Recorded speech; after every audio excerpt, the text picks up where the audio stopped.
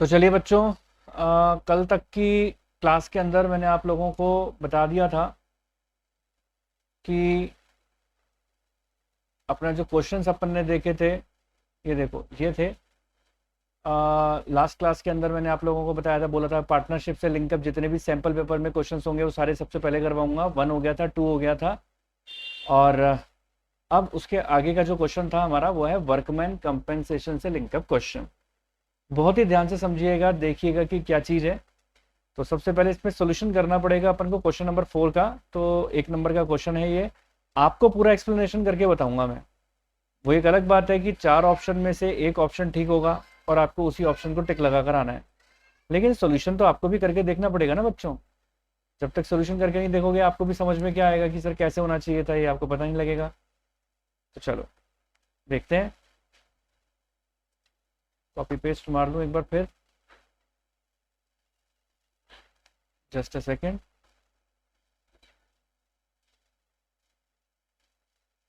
ये रहा क्वेश्चन और करते हैं इसको solve.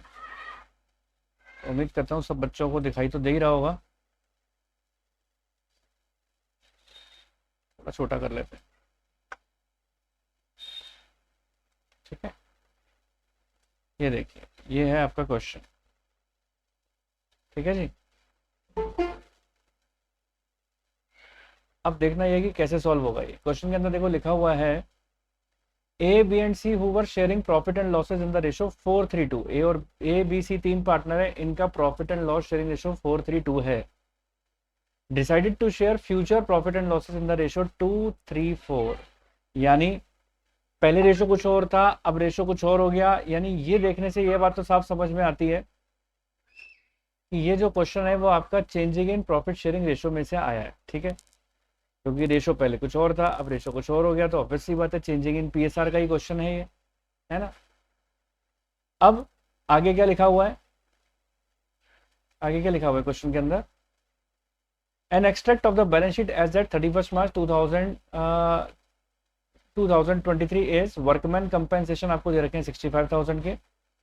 Eight the time of reconstitution a certain claim, ये देख रहे हो आप, क्लेम अराइज हुआ on workman compensation was determined for which B's share of loss amounted to ₹5,000। अब आप देखो, एक बात बताओ, वर्कमैन कंपेंसेशन की एंट्री क्या करते हैं हम? एंट्री करते हैं workman compensation, workman compensation reserve, ठीक है। वर्कमैन कंपेंसेशन रिजर्व कितना था? 65,000 का।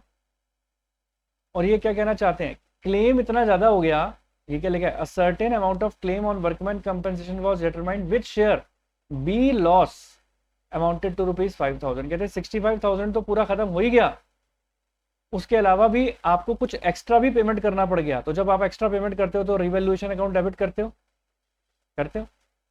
हाँ सर करते हैं, यही सिखाया था मैंने कि अगर रिजर्व से ज्यादा लॉस हो जाएगा तो रिवैल्यूएशन अकाउंट भी डेबिट होगा।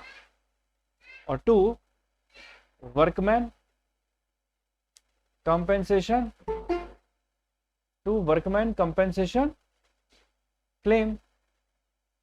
अब देखो बच्चों, क्लेम कितना है ये हमें पता नहीं है। हमसे आपसे क्वेश्चन में पूछा ही कि ये गया है, the claim for the workman compensation would be, आपसे पूछा गया क्लेम कितना होगा वर्कमैन कंपेंसेशन का, ये हमें पता नहीं है। बस इतना पता है कि रिवैल्यूएशन का क्या हुआ है, आपको लॉस हुआ है, एक्स्ट्रा क्लेम होने की वजह से लॉस हुआ है।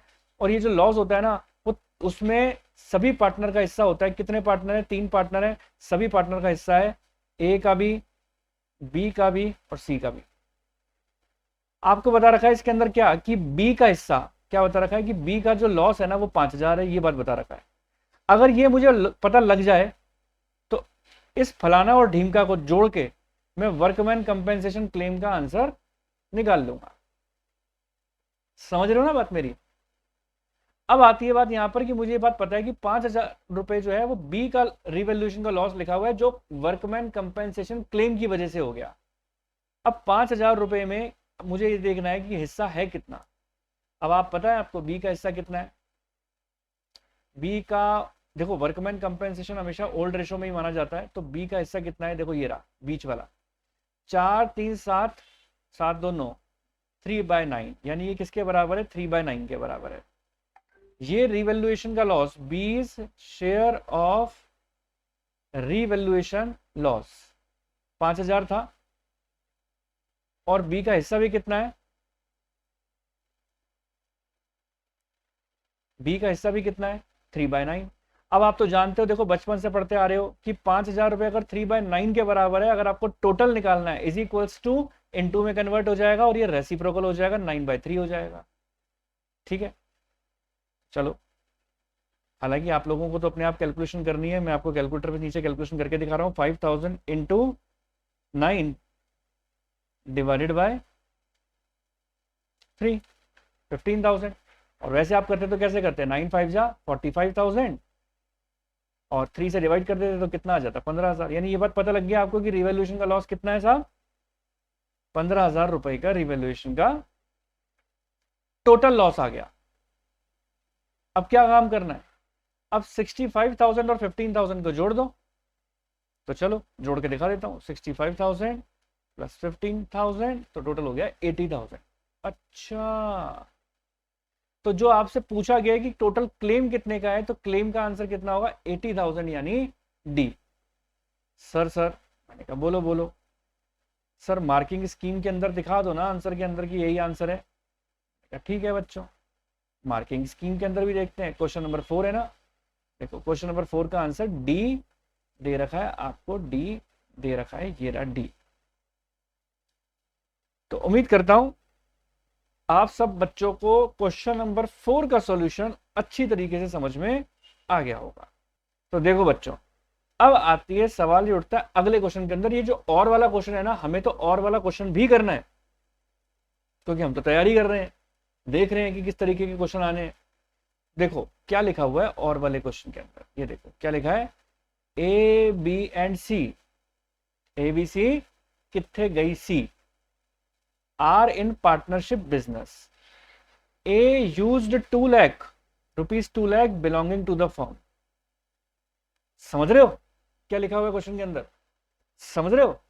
हाँ, ये वही लिखा है, ए ने चोरी छुपे 2 लाख रुपए फर्म के यूज कर लिए, जो फर्म से के थे, without the information to other partner. OMG, छुपा रुस्तम, बताया ही नहीं अदर पार्टनर को, और 2 लाख रुपए यूज कर लिए। And made a profit of ₹35,000 by using this amount, और अपने प्रॉफिट को 35,000 रुपए कमा के सोचा मैंने तो बहुत बड़ा तीर मार लिया, बल्ले बल्ले। लेकिन क्या वो ऐसा कर सकता है? नहीं कर सकता वो ऐसा। अगर कोई कॉन्फिडेंशियल प्रॉफिट वो कमा लेता है बाकी के पार्टनर को बिना बताए, लेकिन वो उसने कॉन्फिडेंशियल प्रॉफिट जो कमाया है वो फर्म की प्रॉपर्टी को यूज करके कमाया है या फर्म की कैपिटल को यूज करके कमाया है, तो ऐसे केस के अंदर उसको क्या करना पड़ेगा? A need to return only 2 lakh ना, A required to return 35,000 to the firm ना, A required to pay back 35,000 only equally B and C ना, ए नीड टू रिटर्न 2,35,000। भाई तुमने 2 लाख रुपए भी ले लिए, वो भी वापस करो, और 35,000 रुपए भी फर्म को वापस करो। तो आंसर क्या होना चाहिए? डी। सर क्या बोलो बोलो सर, चेक करा दो। तो मैंने कहा कर लो। ठीक है, आंसर दिखाता हूं, ये आंसर आ गया डी। बात खत्म, क्लियर है? ठीक है सर, बात समझ में आ गई। अब देखो, अब आती है बात यहां पर, अगले क्वेश्चन की तरफ हम बढ़ेंगे। क्या लिखा है क्वेश्चन नंबर 5 में? लिखा है interest on partners loan is credited to. Interest on partners loan, partner का लोन कहां आता है? सर आपने बताया था प्रॉफिट एंड लॉस अकाउंट में आता है, एप्रोप्रिएशन अकाउंट में नहीं आता। बात भी ठीक है, और कहां आता है? तो बच्चों just a second,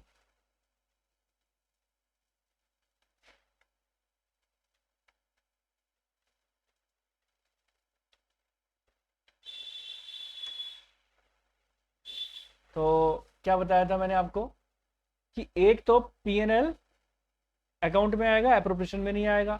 partners capital account में भी नहीं आता, करंट अकाउंट में भी नहीं आता। ये तो किसके अंदर आता है? देखो पहले तो आंसर पहले का तो नहीं आएगा, दूसरे में भी नहीं आएगा, तो लोन अकाउंट में आता है, ये याद रखना।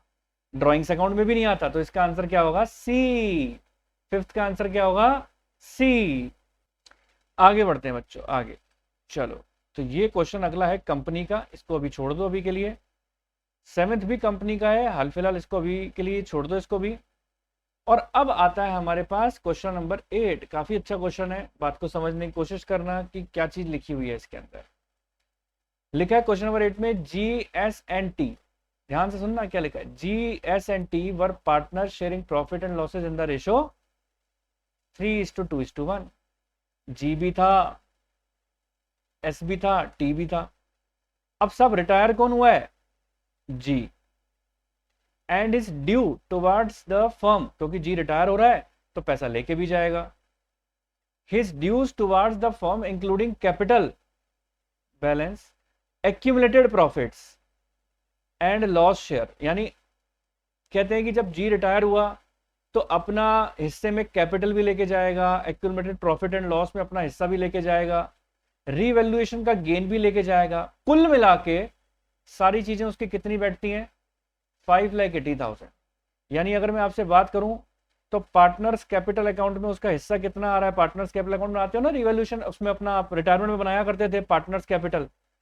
तो पार्टनर्स कैपिटल में उसका जो रिटायरिंग पार्टनर आता है, उसका रिटायरिंग पार्टनर का बैलेंस शीट कितना है जिसको हमने जिसको पेमेंट करना है? 5,80,000। अच्छा, G was being paid 7 lakh in full settlement. OMG, जबकि आप जी को कितना पेमेंट कर रहे हो? 7 लाख पेमेंट कर रहे हो फुल सेटलमेंट में। अच्छा, for giving that additional amount of 1,20,000। ये कहते हैं जो इनका डिफरेंस है ना वो 1,20,000 है। एक बात बताओ, क्या हम अगर पार्टनर है GST, जी अगर पार्टनर जा रहा है और SOT है, तो क्या SOT का दिमाग खराब है जो 5,80,000 की जगह 7 लाख रुपए दे रहे हैं? नहीं सर, दिमाग खराब तो नहीं है, कुछ तो बात होगी। मैंने कहा वही तो बात है, जो छुपी हुई चीज है, जो छुपी हुई चीज है वही हम उसको दे रहे हैं। जो छुपी हुई चीज है वही हम उसको दे रहे हैं। क्या है छुपी हुई चीज? और वो जो छुपी हुई चीज है ना, वही तो गुडविल है।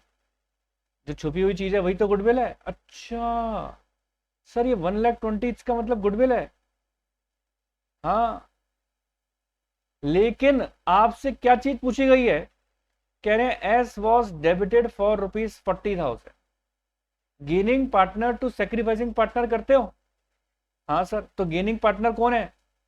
एस और टी। तो आपकी एंट्री बनेगी एस कैपिटल अकाउंट डेबिट, ठीक है। T's capital account debit to G's capital.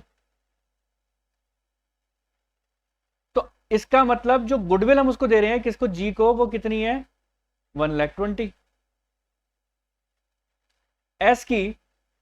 S की कैपिटल मतलब गुडविल को कितने से डेबिट किया? मतलब एस कैपिटल अकाउंट डेबिट किया कितने अमाउंट से? 40,000 से।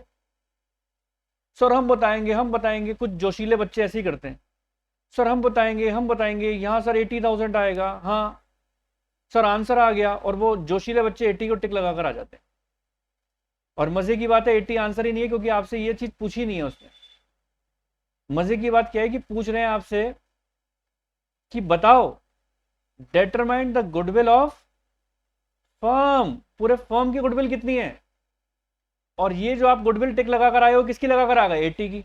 या किसकी लगाकर आओगे? 120 की। लेकिन वो आपसे पूछ क्या रहा है? ना तो 120 आंसर है ना 80 आंसर है। वो आपसे पूछ रहे हैं पूरे फर्म की गुडविल बताओ। एक बात बताओ, जी की गुडविल जो थी वो 120 थी, ये बात सबको पता है। कितने हिस्से के लिए था जी? सर 3/6। बचपन से पढ़ते आ रहे हो, बचपन की अकाउंट्स, इसे भूल नहीं जाना रे। 11वीं क्लास हमारा बचपन होता है, और उससे पहले आपने मैथ्स भी पढ़ी है, तो बचपन की मैथ्स उसे भूल नहीं जाना रे। क्या है मैथ्स हमारी? कि 1,20,000 अगर 3/6 के बराबर है, अभी पिछले क्वेश्चन में ही बताया था आपको, तो टोटल किससे कैसे निकालेंगे? इंटू 6/3। अच्छा, 3 × 3 3 4 जा 12 और ये कितना आ गया 40,000 इंटू 6 करोगे तो 2,40,000। हाँ वही तो, यही तो है टोटल गुडविल ऑफ फर्म। तो जो जोशीले बच्चे हैं तो जोश में ना रहे, और इसका आंसर क्या होगा 2,40,000। सर हम नहीं मानते, हम नहीं मानते, आंसर दिखाओ, आंसर दिखाओ। तो ये कौन सा क्वेश्चन था, देखो ये क्वेश्चन नंबर 8। क्वेश्चन नंबर 8 का आंसर देखो 2,40,000, खत्म। तो उम्मीद करता हूं सभी बच्चों को ये वाला क्वेश्चन भी अच्छी तरीके से समझ में आ गया होगा। तो देखो बच्चा, अब आती है देखो बात यहां पर और वाले क्वेश्चन की। अन्नू, बनू और चानू, जोरदार नाम है, ए बी सी लिख देते। अन्नू, बनू और Chanu are partner. Chanu has given a guarantee of minimum profit of 8,000। कितने की गारंटी दी कि तुमको मिनिमम प्रॉफिट कितने का होगा, 8,000 का तो होगा ही होगा, ऐसे गारंटी दे दी इसको। अच्छा, हाँ गारंटी मिल गई, और इस गारंटी के चक्कर में सफर्ड हुआ loss. Firm suffered a loss of 5,000 during the year. Already firm का लॉस है। सर गारंटी में आपने ऐसे ही कुछ बताया था कि पीएनएल अप्रोप्रिएशन बनाते हैं, मैंने कहा हाँ। सर प्रॉफिट को बाई बैलेंस बीडी करके लिखते हैं, और प्रॉफिट ना हो तो टू बैलेंस बीडी करके लिखते हैं, मैंने कहा हाँ। सर गारंटी के अंदर प्रॉफिट तो छोड़ो, हमें तो ऑलरेडी लॉस हुआ है, और लॉस के ऊपर हमें गारंटी में मतलब इस पार्टनर को, चानू को प्रॉफिट देना पड़ जाएगा क्योंकि गारंटी है, कंगाली में आटा गीला, मैंने कहा हाँ। कंगाली में आटा गीला, आटा गीला किस किस का होगा, ए और बी यानी अन्नू और बन्नू का। आटा गीला तो इन्हीं का ही होगा ना भाई, शेखी शेखी में दे दी गारंटी, लॉस हो गया, हो रहा है ऑलरेडी फर्म को, अब मरो। तो 8,000 रुपए का गारंटी दी है, तो 4,000 रुपए कौन झेलेगी, अन्नू, और बन्नू 4,000 रुपए, मानते हो, हाँ। गारंटी के अंदर ये नहीं कि चालू कर दो पीएनएल अप्रोप्रिएशन बनाना, सोचो जरा इस बात को, 5,000 रुपए का ऑलरेडी लॉस है, ये भी लॉस हो गया, और जो 5,000 का लॉस है रेशो दे नहीं रखा, तो 2,500 का लॉस इसका होगा और 2,500 का लॉस इसका होगा। बोलो हाँ। हाँ सर, दोनों का 2,500 का लॉस होगा, और 4,000 रुपए तो गारंटी की वजह से लॉस है। तो कुल लॉस 6,500 अन्नू का हुआ, 6,500 ही लॉस बन्नू का हुआ। अब आपसे क्वेश्चन में पूछा जा रहा है कि कैपिटल अकाउंट बन्नू का क्या करना चाहिए, क्रेडिट करना चाहिए, डेबिट करना चाहिए। 6,500 से क्रेडिट करूं, भाई 6,500 से होगा, ये बात तो समझ में आती है, सी और डी तो आंसर नहीं है। अगर लॉस हो रहा है आपको तो कैपिटल तो घटेगी क्योंकि लॉस हो रहा है। कैपिटल कब बढ़ती है, जब प्रॉफिट होता है। 11वीं क्लास में पढ़कर आए हो ना, प्रॉफिट होता है तो कैपिटल में जुड़ता है, लॉस होगा तो कैपिटल में से माइनस होगा, तो नहीं कैपिटल घटेगी, और कैपिटल जब घटती है तो डेबिट होती है, लायबिलिटी जब भी घटती है तो डेबिट होती है। तो सर इसका आंसर बी होगा, मैंने कहा हाँ, डेबिटेड बाय 6,500। सर चेक कराओ, चेक कराओ, मैंने कहा लो फिर चेक करो, चेक करो, डेबिटेड बाय 6,500 लिखा हुआ है।